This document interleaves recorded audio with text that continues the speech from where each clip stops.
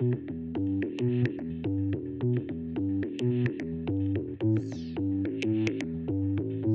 hecho de venirse a tatuar era como una salida. Cuando se vino lo del pico así, lo más intenso de la pandemia, me comentaban muchos, pues está tan fea la situación que si no me tatúo ahorita, pues puede que también ya nunca me lo pueda hacer, ¿no?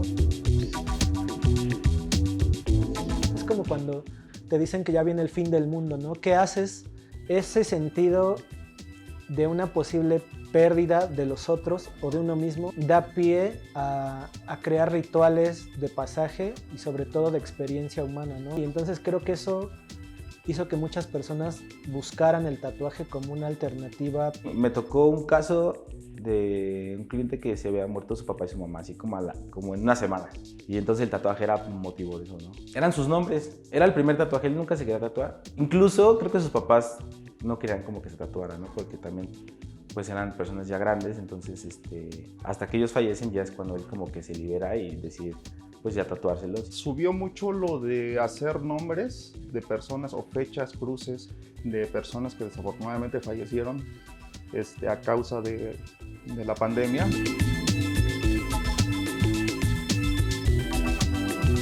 Para mí significó poder liberarme un poco de esa tensión que la pandemia te genera. Me ayudó mucho también el hecho de empezarme a tatuar porque pues la pandemia pegó muy... Nos encerró así súper mal a toda la banda, nos encerró y empecé como a desahogarme un poco. Tengo casi año y medio desde que inició la pandemia con el primer tatuaje y de ahí en adelante comencé en meses posteriores a tener un proceso como de ideas para tatuarme. Empecé con la temática de, wow, mi idea era en una pierna locuras, gustos, lo que quieras, y en la otra era como hacerme tatuajes significativos, como mis perros que ya no están conmigo. Yo renuncié a mi trabajo en octubre, renuncié para dedicarme ya al 100% a tatuar. Entonces renuncio a mi trabajo y unos meses después empieza la pandemia, ¿no? Entonces me quedé así de, no, ya la regué. Yo tenía un estudio con otro socio y desafortunadamente cuando llega la pandemia cumplíamos un año que el estudio estaba, ya comenzamos como que nos comenzaba ya a ir chido y desafortunadamente llegó y tuvimos que cerrar. Y entonces me voy en ese momento a Playa del Carmen a vivir. Estuve trabajando allá igual, yo creo que como medio año viviendo y trabajando. En Playa del Carmen, como es un lugar que vive del turismo, entonces como no había mucho turismo por lo mismo de la pandemia, pues desafortunadamente no había trabajo. Entonces también ahí era, en ese momento, pues yo siempre pensé que por allá me iba a ir mejor que acá, ¿no? Yo me propuse hacerlo sí y solo sí había las condiciones sanitarias de seguridad para poder hacerlo.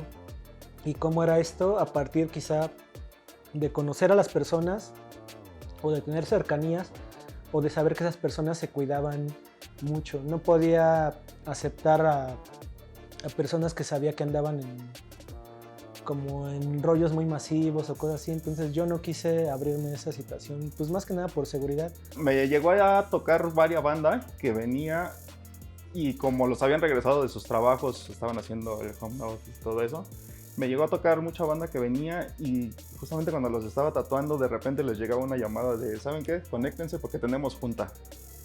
Y no, pues ni modo, ¿no? A conectarse y a estar vía Zoom, vía ahí conectados con su trabajo mientras yo los estaba tatuando, ¿no? Las medidas sanitarias de siempre, bueno, eso también ha sido algo muy chido que nosotros los tatuadores pues no fue algo como que nos afectara o que fuera mucha diferencia nuestra forma de trabajar, porque siempre ocupamos cubrebocas, lo que es uso de guantes, esterilizar, todo, o sea, todo tu mobiliario, lo que es la asepsia y la antisepsia, que todas son las medidas de higiene que tienes que llevar.